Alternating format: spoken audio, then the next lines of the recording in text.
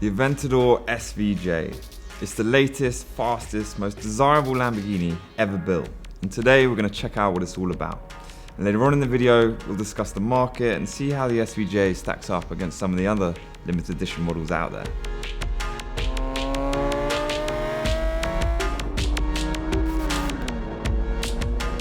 So there's a very famous quote by Frank Sinatra that says, "You buy a Ferrari when you want to be somebody, but you buy a Lamborghini when you are somebody."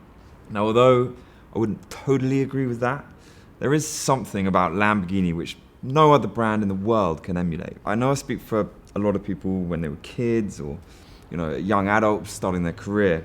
It's often a Lamborghini that is one of the main goals for success, probably more so than a Ferrari or a Porsche. One day when I'm rich, I'm gonna own a Lamborghini.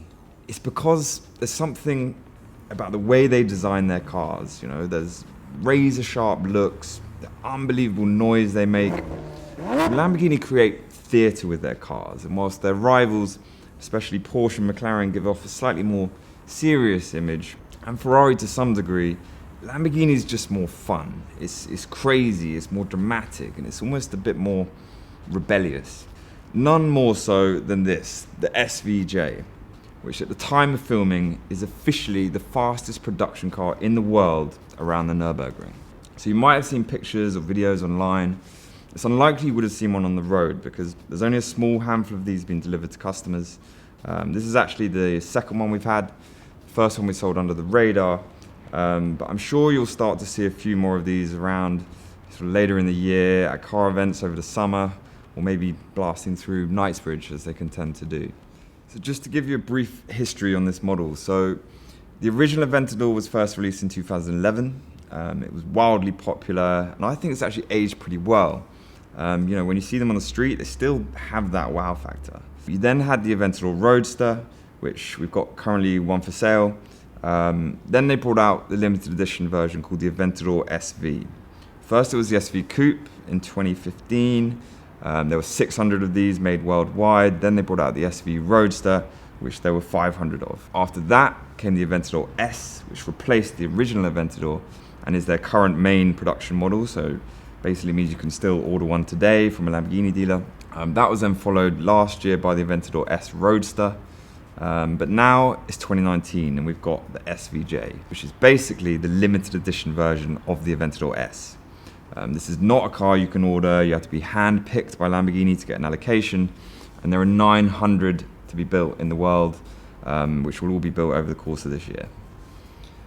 If you don't know already, the SV abbreviation has been around for decades. It stands for Super Veloce, which means super fast in Italian. It's always been saved for the limited edition hardcore performance version of whatever the flagship Lamborghini was at the time. So you had the Miura SV, the Murcielago SV, the Diablo SV, and now the Aventador SV and SVJ. The J stands for Jota, which is basically a throwback to some of the models in the past. I think they had a Miura SVJ too. So the SVJ is based on the Aventador S. So you've got all the underpinnings of that car. All-wheel drive, all-wheel steering, which was introduced on the S. And the general consensus is that compared to the original Aventador, the S was way more agile and refined to drive, had better steering, more adjustable suspension, and it was more powerful. So it's no surprise that on the SVJ, they've got all those similar improvements over the SV. Visually, one of the first things you'll notice on the SVJ is the new air ducts on the front bumper. And improved aerodynamics is very much the theme of the SVJ. It's the first time we've seen active aero on the Aventador, which is due to the second generation of the ALA, or ALA, whatever you want to call it. The first generation was on the Huracan Performante. And what it's done is it's created 40% more downforce on this car, and that's due to features like the little aero flaps on the front splitter, which activate at different speeds. Also the fins on the side direct air in to cool the engine via these huge air intakes. So there is this super cool new rear wing, which has got 3 mounting points. It's fully carbon fiber. And if you look closer, you can see the holes in the underside of it, which is where some of this airflow gets spread and released. Without getting too technical, all of these features basically create more downforce, which in turn means more power can be applied in and out of the corners as the car stays much flatter and more stable, which is one of the reasons why it's managed to set the new record at the Nürburgring. Another reason is the new Pirelli P0 tyres, which have got way more grip than before. I'm pretty sure the record lap was done with the optional Trofeo tyres, which are basically racing slicks. But most cars will come with the Corsa tyres, which are for road use like this one. There is also new forged wheels, which are lighter than before. I think these are called the Lyrin or something like that, painted in gloss black. I imagine people will have them painted in bronze and gold, which seems to be the latest trend as well. There is a new exhaust setup, which is a bit more like the Performante, with the central dual exhaust rather than lower down quad exhaust of the SV. But despite all these features and the flamboyant looks, the showpiece of the Aventador has always been the engine. It's a 6.5 litre naturally aspirated V12, one of the best, if not the best, engine on a production car ever made. On the SVJ, it's covered by this huge engine bay panel, which is locked down by race-style latches. You'll need special keys to unlock it, and the engine bay actually comes completely off the car, which, unless you're a superhero, is a two-man job. And it reveals this huge engine bay, which is just a magnificent sight. And if you look closely, you can also see the firing order on the cylinders on the engine too. So of course this thing produces crazy power, more power and torque than ever before. 759 brake horsepower now, 0 to 62 in 2.8 seconds, 217 top speed, enough to beat most hypercars. But it's the noise that owners are really going to appreciate. The fact it's mid-mounted on the car rather than front-mounted like the 812 Superfast or the DBS Superleggera, it means that the engine has a lot shorter distance to sort of spit down the exhaust, which in turn makes the sound so much more ferocious. And this engine just sings.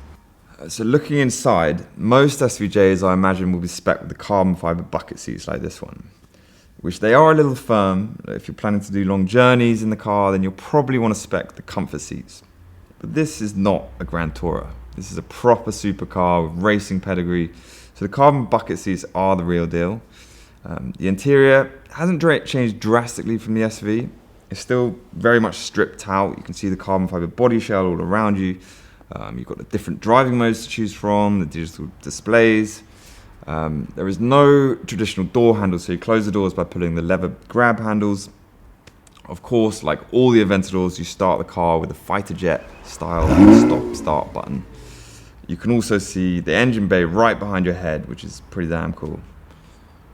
One of the other things some people complain about on any Aventador is the single clutch gearbox. Most of its rivals have a dual clutch gearbox, which, yes, it's a lot smoother when it comes to changing gears. But what I would say is the single clutch gearbox is lighter and it shifts just as quickly. You just get that little bit of lull as it changes, but personally I don't mind it. I think it adds character. It makes each gear change a little mini event. And look, I think in an ideal world, Lamborghini probably would have fitted the Huracan's gearbox into the car, but I do reckon they were just adamant they didn't want to make a heavier car than the SV. Obviously the new four-wheel steering system adds significant weight, and I think they've stuck with the gearbox. The thing is, this car's not really all about clinical performance. It's about drama, excitement, the way it makes you feel. Whether that's hitting 200 mile an hour on a racetrack or pulling up outside a London restaurant, every occasion in this car will be an event. Just getting in and out of it and starting it up as an event in itself. And whether you want to do that in the comfort of your own home or in the middle of central London with a crowd watching you, this is a car that's going to stir the emotions of you and everyone around you.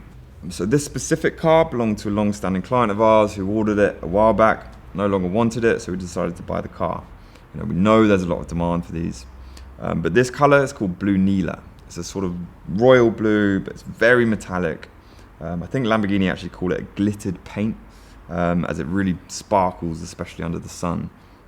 What I love about Lamborghinis is that pretty much any color can work. You can go for total flashiness with the greens, the yellows, the oranges, which are sort of signature Lamborghini colors. But you can also go for like super stealth-like all black Batman spec, or like a classy gray, or maybe a matte gray, which I think would look mega. Or you can go something a little different like the blues or a purple. It's the only brand you can pretty much get away with driving any color you want. It's a Lamborghini. Don't get me wrong, I probably have a deeper respect for Ferrari and the history of the brand, but personally, I still would rather drive a Lamborghini. You could ask my father, who's the owner of Romans, he would definitely say he'd rather drive a Ferrari. So maybe Lamborghinis do appeal slightly more to the younger generation, especially the latest models. But there is also still a massive cult following of real Lamborghini enthusiasts who have lived the brand, have had many different Lamborghinis over the years, and are still rocking it today. So where does the SVJ sit in the market?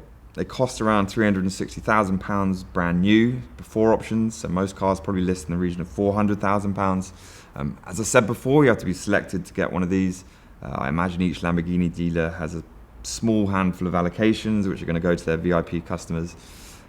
So the vast majority of people that are going to want to have one, they're going to have to pay large premiums to get one.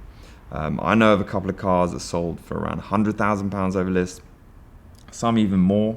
But there's always going to be a much higher premium for the very first cars on the market, where this sort of money no object deal is going to happen. I think realistically over the next few months they're going to be closer to the sort of 75, 80k premium kind of mark. So you'll probably see them on the market between £450,000, £500,000.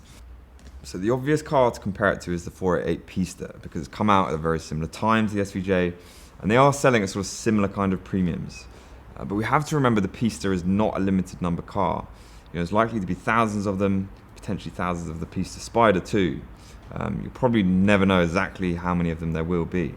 The nice thing about the SVJ is there's only going to be 900 of these worldwide, and then another 800 SVJ Roadsters. Yes, that's more than the SV, but demand for these type of cars is so much higher than it was a few years ago, so they've had to build more. You have to remember with Lamborghini, they don't really have a hypercar either. So there's no LaFerrari rival or a 918 Spider rival. The SVJ really is that car. Yes, it's not a hypercar. So perhaps a fairer comparison would be the F12 TDF, which there are 799 of, 101 less than the SVJ. But both are V12 limited edition Italian supercars. And the F12 TDS market value today is around £800,000, £850,000. And the SVJ will obliterate it around a track. So you want the hottest car of the moment right now? It's between the Pista and the SVJ. After today, my money's for the SVJ, but I'm yet to drive a Pista.